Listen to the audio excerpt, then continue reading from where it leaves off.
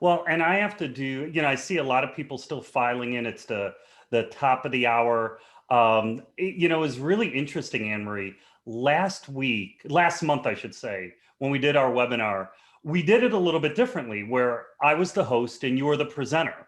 Yes. Which was just a ton of fun, because when I'm presenting, I don't really get a chance to look at the Q&A. There's just, I'm too busy presenting and spending time. And I have to tell you, I have been, you know this, Anne Marie, I've done over 100 webinars for every organization under the sun. We have the nicest group of people. When I looked in the chat, everybody was saying hello and saying where they're from. And all the questions, my goodness, if you get 7 or 8 questions in a webinar, that's a lot. We were getting 50 and 60. So you guys are the best. To our participants, you get an A+. You got 50 or 60 questions on the webinar I gave last month. Yeah. That could mean I didn't do a very good job of presenting because there were so many questions. No, I think it was just people.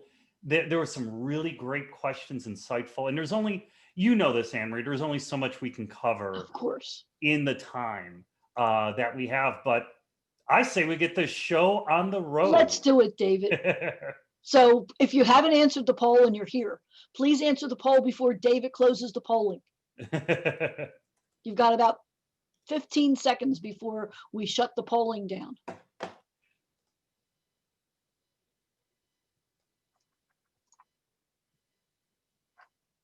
All right, Mary, I can leave it up as you go through the introduction, and we could talk about it right before you pass the baton over to me.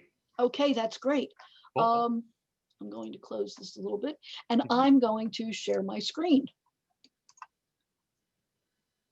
Hello, everyone, and welcome to datamanagementu.com's continuing webinar series. This time, we're talking about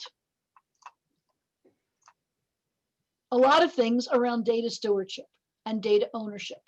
However, your lovely host, Anne Marie Smith, who happens to be the executive editor of datamanagementu.com, would like to go through a few webinar housekeeping points.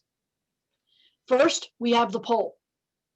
David's left the poll up for a few minutes so that if you haven't answered the question, you can contribute to the body of knowledge, as it were, by answering the poll with the most likely response for your organization.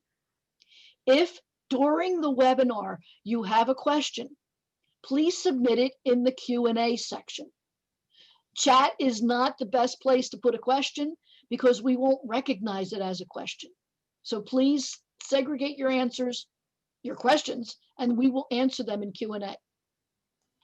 If you need technical support, please let us know, and we will endeavor to the best of our ability to help you. Probably most of you are here because you're either a data management or a data governance professional.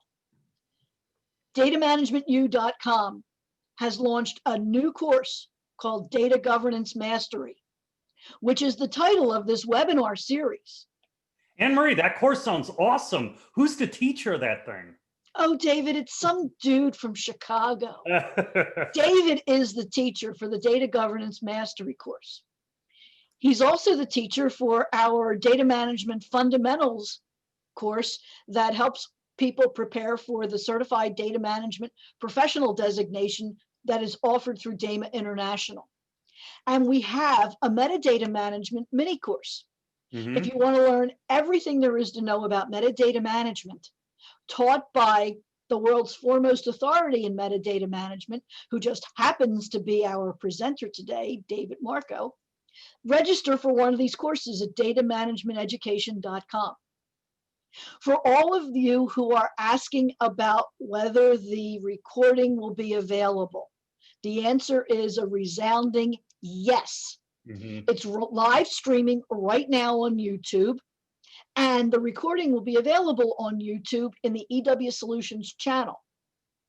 All the recordings from all of our presentations, all of our webinars, all of the videos EW Solutions and datamanagementu.com do can be found at the EW Solutions channel. So subscribe.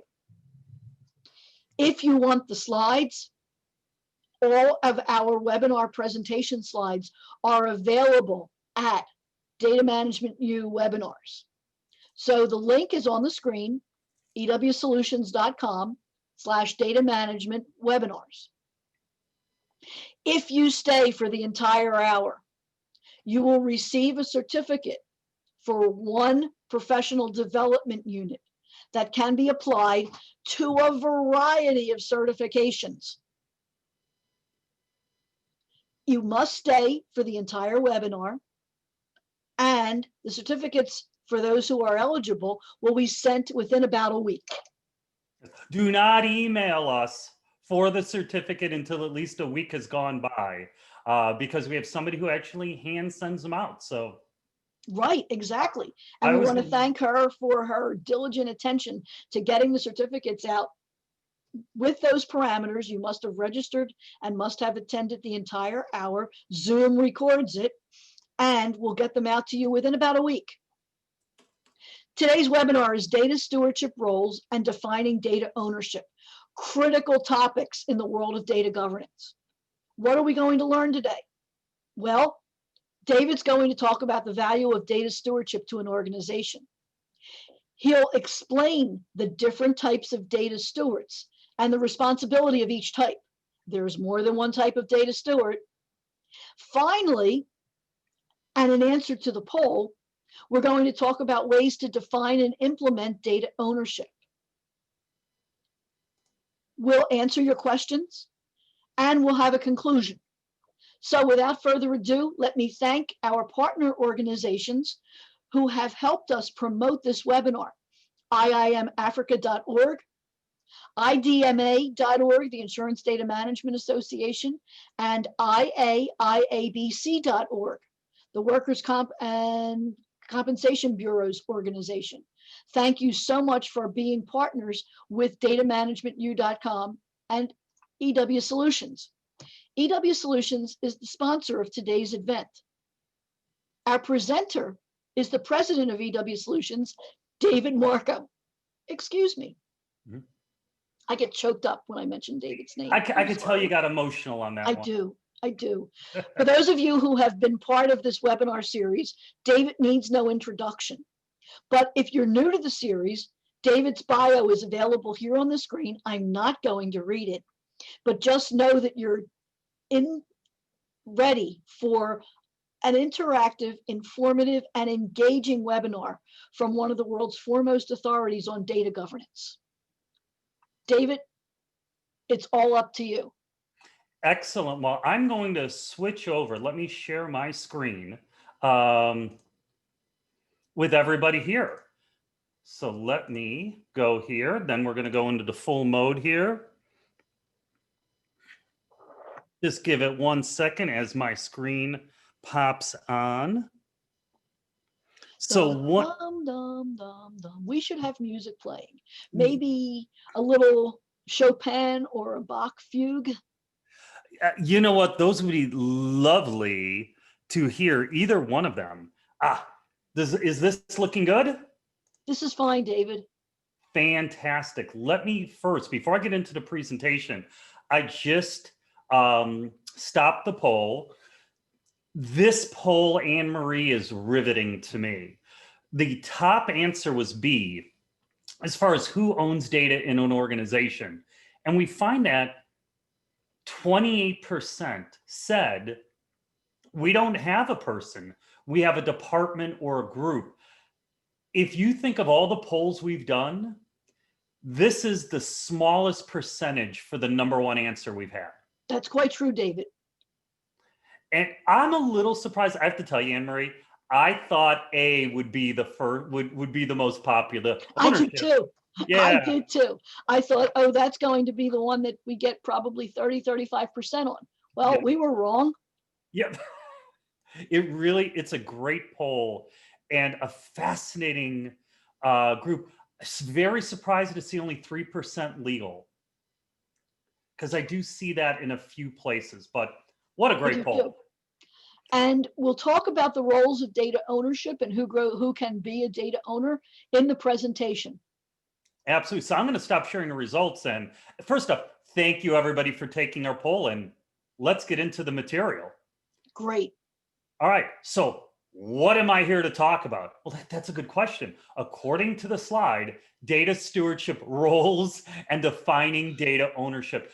I have to tell you, I have been speaking on the roles that data stewards play more decades than I can count. However, it's a topic that we still need to address. Most companies struggle with the roles their stewards play.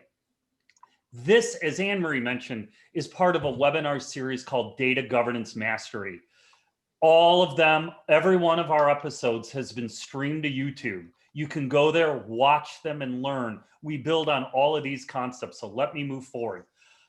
Before I continue, I would be absolutely remiss if I didn't thank our partner, IIM Africa, the Institute of Information Management, and they're just an amazing partner. I would recommend two things. If you are a data governance or a data management professional, you need to go over to their website and become a part of this group. Some of the nicest people you will ever meet.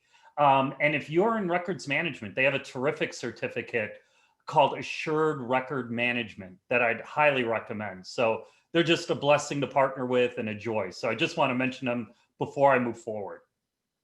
As Anne Marie mentioned, I'm also the president of EW Solutions. We've won basically every award you can in data governance, in data management. So when I give a presentation on this topic, I want to give you the best practices. What are companies and large federal agencies doing that are successful in the real world? And that's what I want to share with you. This is just a list of some of the organizations we've worked with. This is my background. I include in here an email address. If you have questions after this webinar, please don't hesitate to shoot me an email. I'm happy to respond. I typically get about 15 to 20 emails after one of these, so it may take me a little time to respond. Luckily, Anne Marie also gets them, and I will probably at some point type her email address into the chat. And what I would recommend is that everybody spam her as much as possible, because she does need more emails. Can I be excused for the rest of this presentation and maybe the rest of the year? No, you are too vital, Anne Marie. I wouldn't know what to do without you. I am on LinkedIn, so please don't hesitate to connect with me there as well. So let me get into the material. As Anne Marie mentioned, we're streaming live on YouTube. If you missed part of this presentation, I know sometimes internets can be a little dicey sometimes. It's all on YouTube for posterity. I'm going to talk about data stewardship today. I'm going to introduce you to several of the key roles: executive sponsor, the data governance program manager, and a host of others. I'm going to end with the topic that is so important for so many companies. Who owns our data? So let's get into it. When we look at data stewardship, what is it? It is the process of having data stewards work with the data and metadata of an organization to ensure its quality, its formats, its domain values, and that it's well understood and accurate across the organization. And the data steward's role is to ensure that the organization's data and metadata meet quality, accuracy, format, and value criteria that ensures that our data is properly defined and understood across the enterprise. When you hear this, you may think, gosh, aren't we doing this already? The overwhelming answer is no. Most companies are not. You walk into a company, most could not tell you what's a customer, what's a product. We have been at companies where we talk to one group and their definition of product is vastly different than another group, like merchandising to accounting. They'll have very different perspectives of what is a product, what is a customer, and that shows a distinct problem. And it's something that data stewardship looks to address. So let me continue, because boy, do we have a lot to talk about. All right, Data stewardship. What is it? First off, what's a data steward? All it is, very simple definition. It's a person, or most likely persons, who work with the data and metadata of an organization to meet our data governance requirements. So classic things a data steward will do is they will write business term definitions. They'll define data formats and domains for business terms. A big one is regulatory adherence. If you showed up, I think it was a couple months ago, one of our topics was data governance ROI. If you were here for that webinar, I walked through some of the large pieces of regulatory adherence, things like GDPR, huge, all across the European Union. The CCPA, the California Consumer Protection Act, huge in the United States. If you want to do business in California, which, newsflash, everybody does if you're in the United States, then you have to adhere to the CCPA. Plus, as we are here, wait, I got one more done. I see that hand in the back. I'm going to get there. Okay. As I'm standing here, there is legislation by both the Democratic Party in the United States and the Republican Party right now for GDP-esque legislation, GDP-esque bills going through Congress as we speak. Mrs. Dr. Smith, you had a question. Doctor. Dr. Smith. Frau Doctor.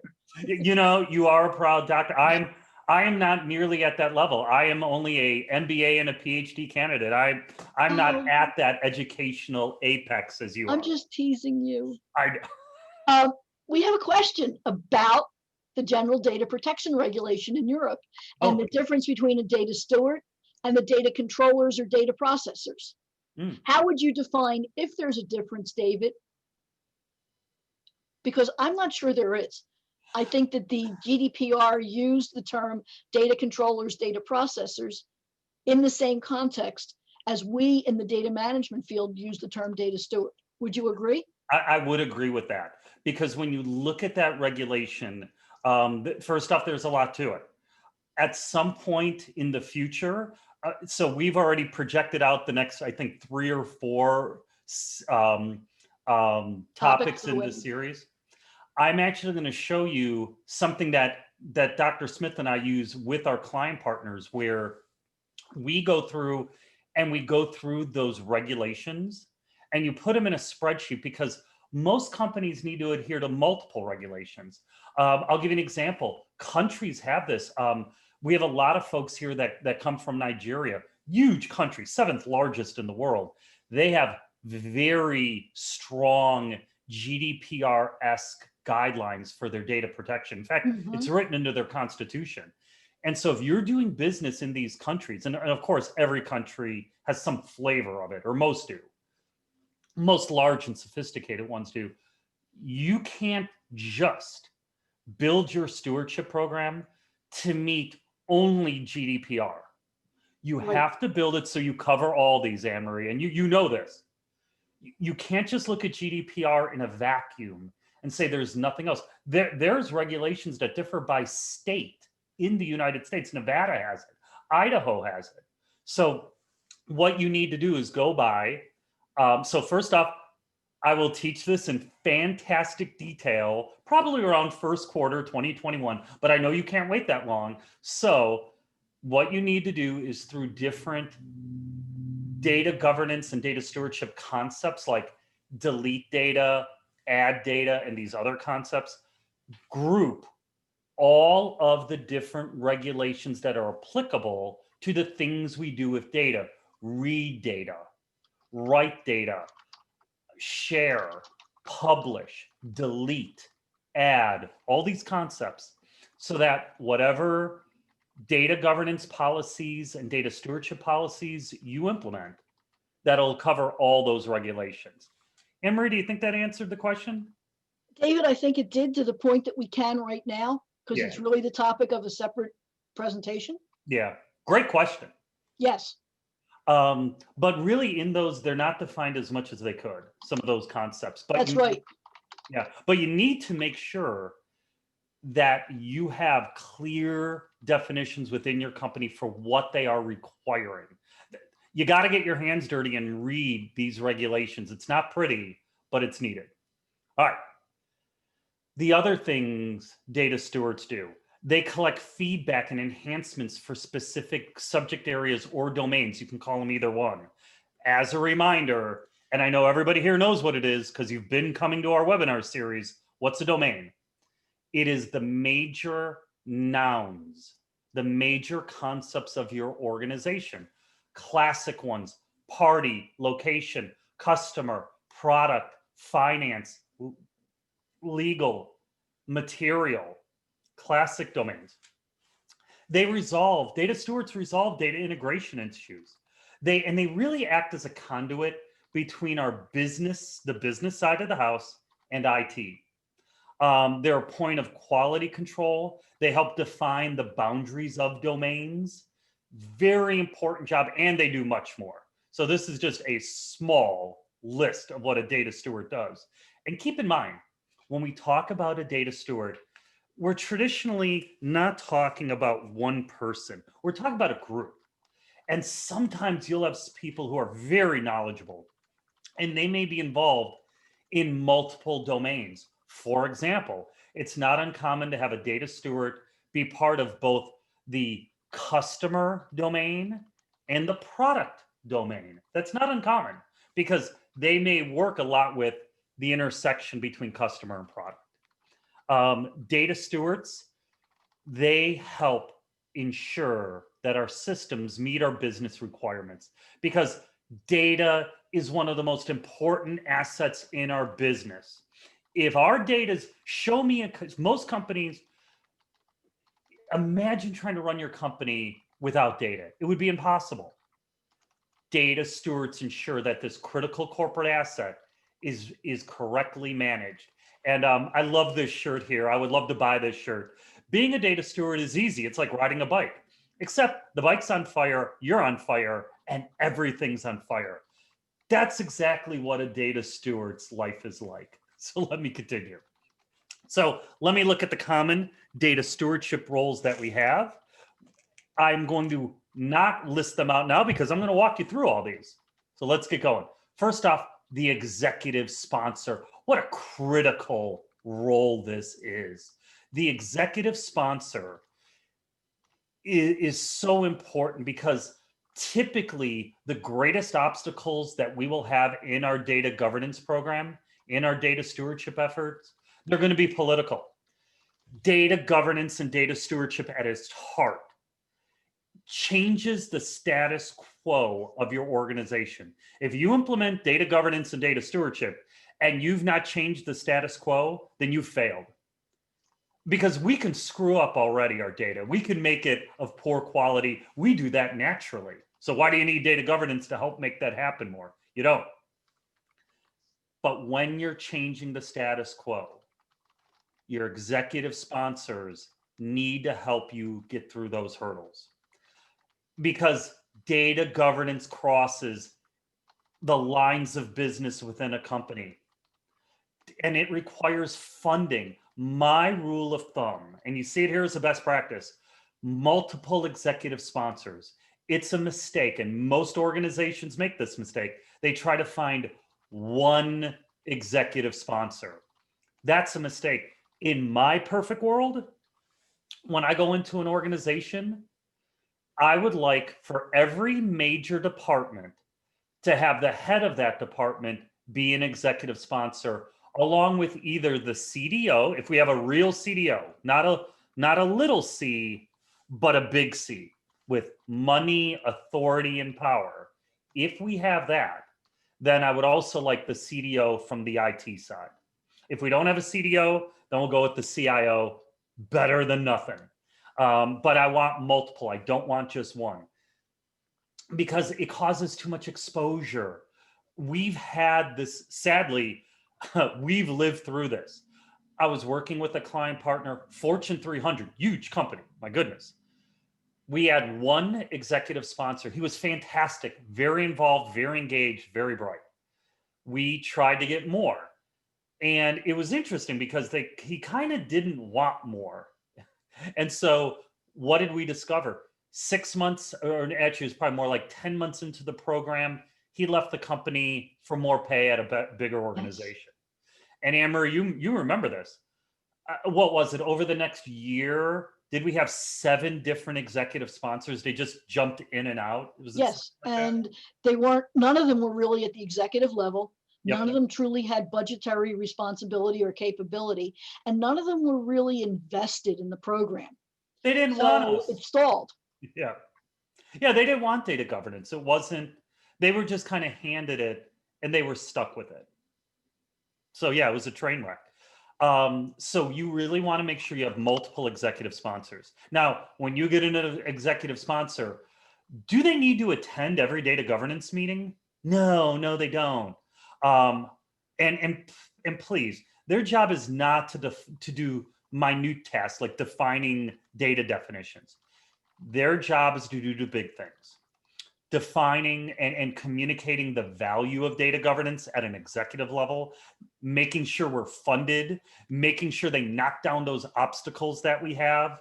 That's what we need them to do. And a good qualities for an executive sponsor would be the following. First off, somebody at an executive level, much like Anne-Marie had mentioned at that one organization, the people who data governance was passed on to, they weren't executives, mid-managers at best. So that's not going to work well. We need somebody with a good understanding of data, the value of data as a corporate asset, somebody with great communication skills, and somebody with high credibility. This is very important. And the big thing, and you see it under here, somebody willing to change the status quo, because that is what we're doing within data governance, changing the status quo. Okay, let us move on to the next role. It is the data governance program manager. The data governance program manager is responsible for the day-to-day organization, management, and operation of the data governance program. Typically, the program manager is going to be a senior person as opposed to an executive, and they really need to have a strong knowledge of data governance. I believe if you've not led a data governance program, an enterprise data governance program from beginning to end, then you're not qualified to be the data governance program manager. You're going to need the help of somebody who has done this. Because a good data governance program manager, they need to be savvy, very politically savvy, because if you take the approach of being the data governance dictator, that's not going to go well. And Anne-Marie, you've seen this, right? Oh, yes. It just doesn't work. You need to have a calm hand. You need to be able to build consensus if you're going to be successful.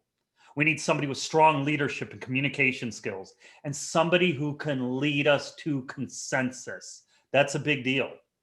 I've had the opportunity to play this role. I've worked on 40 plus data governance and data literacy programs over my career, doing them end to end. This is the role I typically go in, and I very much enjoyed it. It's fun trying to build consensus, get people to work together. I like to joke, and this is a lesson to everybody attending this webinar, that when you lead a data governance program, 25% of your job will be technology. What software do we use? How do we automate some of these processes? Another 25% will be best practices and methodology. The last 50%, psychology. It is about building those relationships and consensus. Okay, so now let's look at the data governance specialist. The data governance specialist, like the program manager, is a data governance professional. They directly report to the data governance program manager, and they are responsible for the activities of the program. The data governance PM, they're overall responsible, but the specialists working for them, they do the detailed work with them. So again, we need to have somebody who has experience building enterprise data governance programs because they develop policies and practices and standards and documents. They support the data stewardship teams with their knowledge, and they are absolutely essential for a data governance program. All right, let me continue. The business steward. Who's that? The business steward is responsible for defining the procedures, policies, data meanings, and requirements of the domains assigned to them. Business stewards work with the data of the organization on a day-to-day basis. This is what they do. And they have to have a strong knowledge of business requirements. Typically, your business stewards will be assigned by domain. So you'll have business stewards who are for customer, one's for product, one's for material, and so on and so forth. And they have to be able to work with other key business members to build our policies and our procedures. So let us continue. Now, the next one we will talk about, or I will talk about here, is the domain, or you may call it lead or subject area steward. We've been kind of calling these domain stewards or lead stewards typically, but we wanted to cover everything. This is the person who is overall responsible for a domain. So out of our business stewards, we are going to select the person or persons who will be responsible for a domain. So the domain steward will support a whole group of business stewards. In some organizations, this could be 2 or 3 people within a domain. For a large domain in a global 2000 company, it could be 4 or 5. The domain steward is critical because they are the central point of contact within their domain. If I have a question on customer, if I have a serious issue with product, I need to know that I have to contact Mary, assuming Mary's our domain or lead steward. They serve in a previous webinar, about I think 3 webinars ago, I walked through the data governance organizational framework. If you are not at that webinar, have no fear. Go to YouTube and watch it, the data governance organizational framework. Because in there, I defined the data stewardship coordinating group. Your domain steward, because of their position, is on the data stewardship coordinating group representing their domain, but they're also on the data governance council as well. So it's a critical position. They are first among equals though, so they don't get double the vote. So let's continue. Chief steward. Now we've defined domain stewards, business stewards, and executive sponsors. Who's the chief steward? Out of our group of domain stewards, that group will vote on who the chief steward is. And again, the chief steward is nothing more than a first among equals. They will overall represent all of data stewardship for the company, for the entity, for the agency. And it's a very, very important task. And many times at companies that are more sophisticated in data governance, we will rotate the chief steward over time. So we may have a chief steward serve for 1 year, which will be a term. And then we'll have another data steward come in later on, where they will switch it off between the domain leads over the years. Okay, next role is the technical steward. Who's that? Technical stewards come from the IT department. And here's how that works. And they work with our business stewards. Let's suppose a business steward is responsible for defining the valid values for a business term. Let's say customer type. For those of you who've been attending our webinar series, I just love using customer type or product type as an example. So let's suppose a business steward has met with all the other business stewards, and they have defined that there are 20 types of customers within the company. And they have the values 1 to 20. Let's keep it simple. A technical steward will then go into the systems, profile the data. They'll run grep commands. They'll pull COBOL copybooks out of Pan-Valet. They will be running scripts to actually look at the values, the unique values of data they have for customer type. And they may come back saying, I know we only have 20 valid values, but we have over 3,000 unique values for customer type. Guess what? The data stewards have to get to work in reconciling those. So they don't need to have, a technical steward doesn't need to have nearly the domain expertise of a business steward. However, they're the ones who are going to support our business stewards for all the technical tasks that will need to be achieved. So who's the data custodian? Who's that person? The data custodian ensures that the data and metadata in each application meet the standards and guidelines developed and implemented by our business stewards. They in turn maintain the correct data values within an application. Custodians are typically members of an IT department or business area staff, and they will be under the guidance of a technical steward. So they work really at that application level.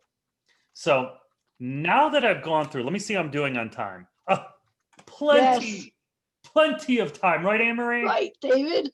Typically, I like going right to the end, so we have no time for questions, but I'm learning. Let's hit data ownership. This is an awesome topic, and I know it's one that's of an interest to a lot of people. So when we look at data ownership, it's a very tricky question to answer because it differs based on your definition of ownership. When we work with client partners, I can tell you, I look for them to define two types of ownership at least: legal ownership and internal ownership. So when we talk about legal ownership, it means if your company does naughty things with your data, who is responsible in the eyes of the law in that country that you've done naughty things with the data in? Many times the answer to that question, depending on the country, depending on the regulations, will be a C-level executive, or can even be the company as a whole. That could be the legal definition. And that's something for me as a data governance professional. It's not my job to define who is legally responsible. That really should be the lawyers in the company, your legal department. Now, in reality, let's say your CEO is responsible legally for the data. Is he or she going to be going into your systems, running grep commands and running data scripts to look at data to ensure that it's correct? No way. No possibility of that. So even if legally this person is responsible, they're not going to be doing the day-to-day work. So that's why we also need to define an internal person or group who works with the data. And I will tell you right now, and this is in light of our poll, I am not a fan of saying this department or group is responsible for individual business terms or concepts. The second you make a group or department responsible, guess what? It's going to be past the buck time. It'll be everybody pointing the finger at everybody else to do the job. I'd like, personally, my recommendation, I want individuals responsible for the data on a day-to-day basis. And keep in mind, when we talk about data ownership, it differs between business terms and data elements. I've defined this before, but just in case, I know we always have new people. Let me just quickly define it. When we talk about a business term, we mean standard terminology, business terms for certain concepts like customer type, customer bill to address city, margin, profit margin, net revenue. These are business terms, but you can have something like net revenue as a business term, but it will have many data elements. So what's a data element? A data element is the technical instantiation of that business term. Wow. That sounds so smart. I'll make it simple. Think of it as columns and elements in a database table. So if you have a business term like net income, you may have data elements called NET_INCOME. You may have another one called NI. You may have another one called REV_dollar, and a host of others. And typically you'll have dozens, if not hundreds, of different data element names for a business term. So let me keep going.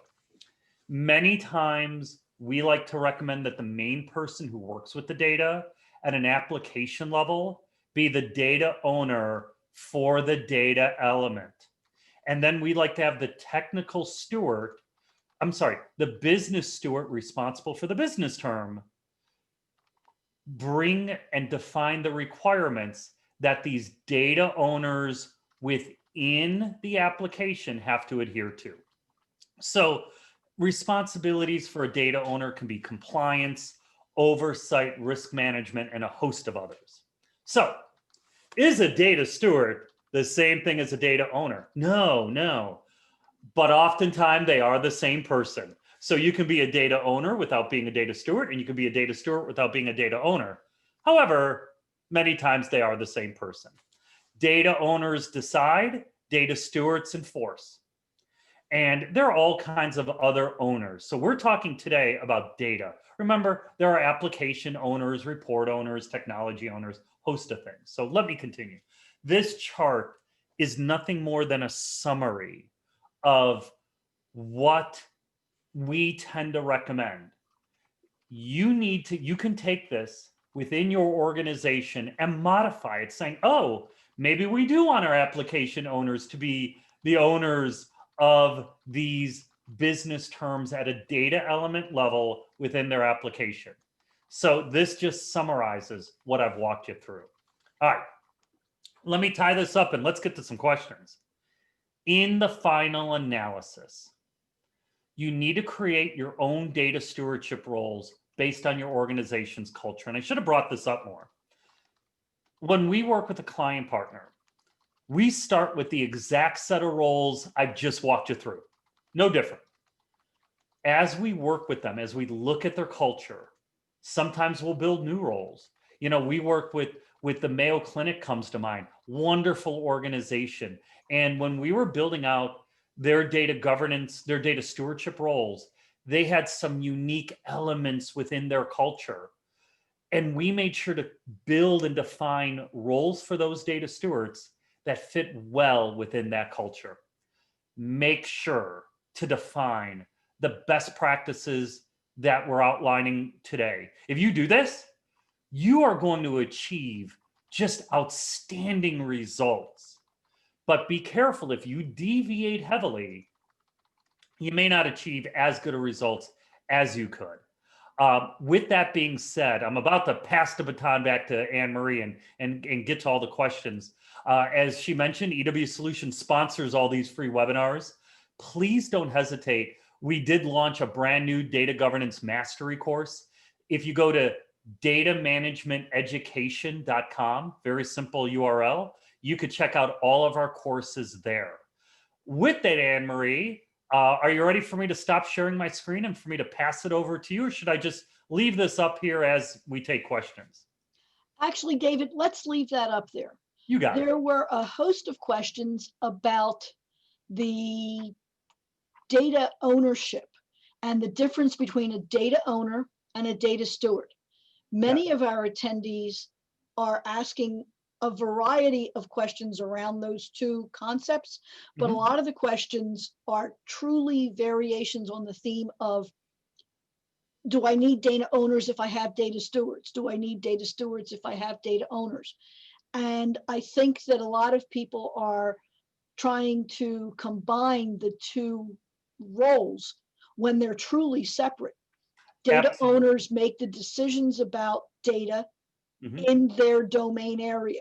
A data owner for customer, a data owner for product data, a data owner for legal data or finance data. And then there are data stewards who work with the data governance professional team to enforce the policies that the data owners are interested in seeing. Is that a good way to explain it? I think it is. I think also, though, to really get data ownership to have teeth in it, those policies from the business stewards have to filter down to the application owners, because that's really where the rubber meets the road. We can have all kinds of great policies, and if we just hope people follow them, it probably won't happen. We have to really get it into the owners of the data at an application level.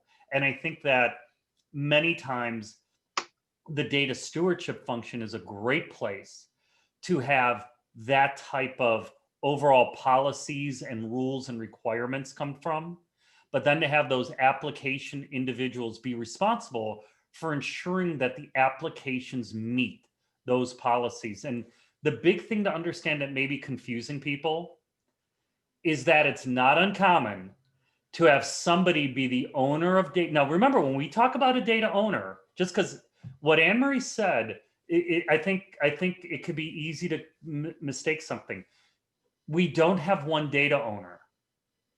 You have data owners based on business terms. It's granular. It's not a data owner for all customer data in the company. That's going to be pretty rough to actually enforce that. Maybe you would choose to have your domain steward, the lead of your domain, be overall responsible, but they're going to need application level people enforcing those policies. And remember, ownership can differ like that. So don't be surprised, just in Anne Marie, the questions I heard, that you may have somebody who is both a data steward, who is also a data owner, if they really work with that data on a day-to-day basis. I hope that answers the question. Actually, I think it makes it more confusing, but if we continue on this line, you won't be able to answer a lot of other questions. The difference between data owner and data steward is one of responsibility. The data steward is enforcing the policies. The data owner is working to decide the policies with both data steward input and with data governance professional input.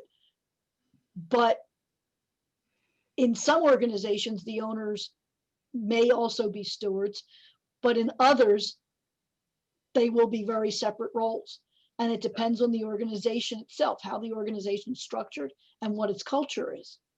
That's right. And how many applications do they have? Is it one with 1,000 applications? Is it one with more centralized applications? That can all impact who's responsible for making sure that those systems conform to the policies and procedures that are coming from the data stewardship group. And you have to work with the culture of the organization. It's not a one size fits all, or I'd be happy to hand you one size fits all. That's right. Yeah. And data stewards work with the data governance professional team to define the policies with the input from the owners. And then the data stewards enforce those policies that have been designed. The data governance professional team makes sure that the policies that the organization wants to have around data are consistent with best practices in data governance, the right way to do it for the organization. But the data stewards don't really write the policies. They have input to them, just like the owners do. And the data governance professionals write the policies. That's right. Well, and really in a perfect world, they would work together. Yes.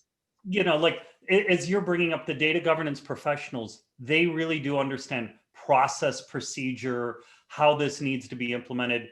But where the stewards would come in is to say, oh, we are going to use the ISO 11179 standard for country code, let's say.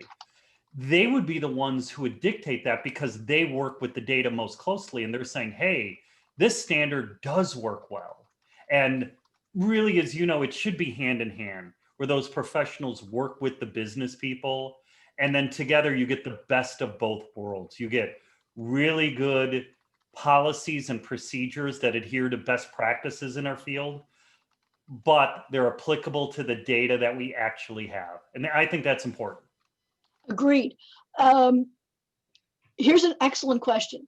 I've been hearing from business, I've been hearing for years, who is the data owner? IT says it's business, business says it's IT. Isn't that a cultural question, David? It is. I Yes, would, I can tell you that we've seen both, obviously, over the years. In my mind, it is a business driven item because when you talk about who owns the data, what does that mean? So you have to define data ownership, as I mentioned in an earlier slide. And to me, it really is who is accountable, who's responsible for making sure this data conforms to particular definitions, formats, domains, and those formats and domains and all those things, that's defined by the business. But who's going to make sure that the applications conform to those constraints? Needs to be the technical stewards. So you have to have both involved. exactly. And you have to have the data governance professional team involved Yep. because there needs to be a good connection, a good set of handshakes, if you would, among the data governance professionals, the data stewards, the data owners, and the technical stewards. And those things are facilitated by that professional team of data governance professional people. But Anne Marie, don't you think it's a great idea to have just every business steward define their own way of doing things in isolation rather than having a unified approach?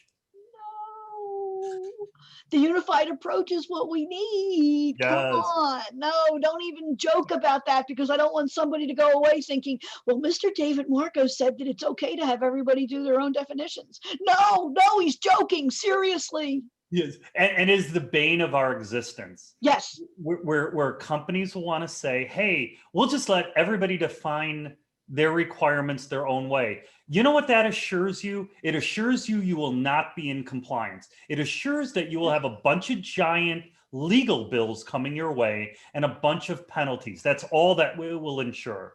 You need to have, just because when you talk about those data governance professionals, I want to make sure that people understand what you're bringing up. They ensure that what we're doing is standardized across the organization so that it all rolls up at an enterprise level. Right, because the data stewards have a real job. They're a financial analyst, they're an underwriting analyst, they're a librarian. They're somebody who, along with their real job, in that real job, has a responsibility for data. And they're not the data governance professionals who understand what David was talking about, the best practices, how to comply with regulations, how to ensure that the organization is doing things with data uniformly. Without that data governance professional team, and it's not a big team, but it's still a team. Yes. You won't have that continuity and you won't have that relationship among the data stewards for various lines of business, various functions. You won't have the data owners working with the data stewards, and you won't have the technical stewards working with them either. The data governance team serves as that conduit, that connection point. Yeah, it'll be, Anne-Marie, and you and I have seen that. How many times we walk in and we have to fix a giant mess where everybody's just doing it their own way. They're not even defining what is ownership of data the same way because they're just doing it typically by application. It's Bob or Mary and they're responsible. Okay. That's not going to work well and you will not be in compliance. That's right. All right, do we have time for any more? We have a question about separating the business data steward and the application data steward. Why would you do that?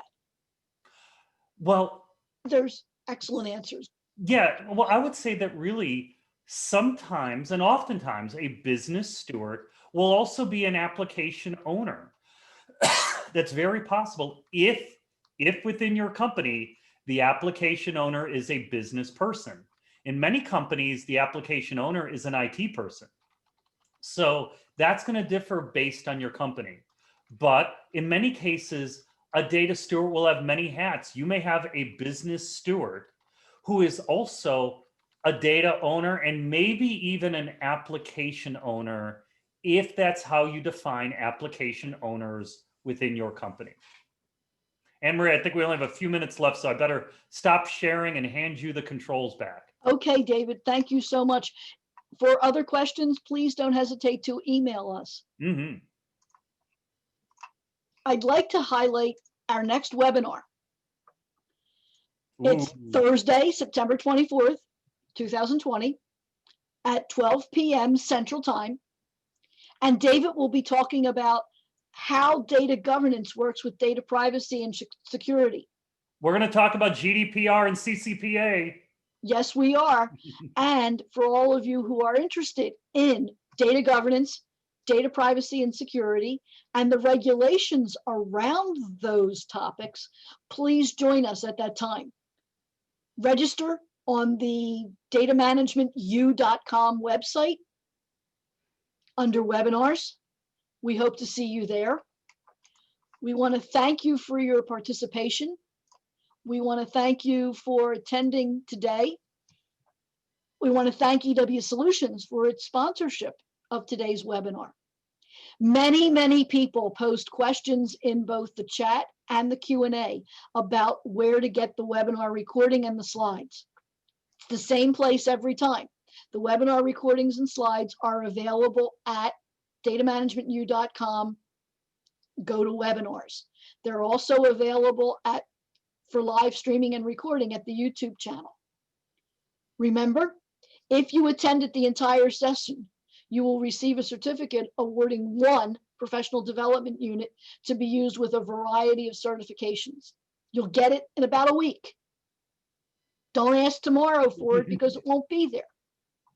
We will find you if you do. If you're interested in data governance and wish to become a data governance master, we have a brand new course on data governance mastery. You can register for it at datamanagementeducation.com. And if these topics sparked your interest, if you have any questions on anything we presented, subscribe to the datamanagementu.com portal. It has a weekly newsletter, and you have access to all the articles and all the other content, video, audio, slides, etc., about every topic in data management, including what is data management, including data governance, including data stewardship, etc., etc. Thank you so much for your attendance. We look forward to seeing you Thursday, September 24th, for the webinar on data governance in data privacy and security.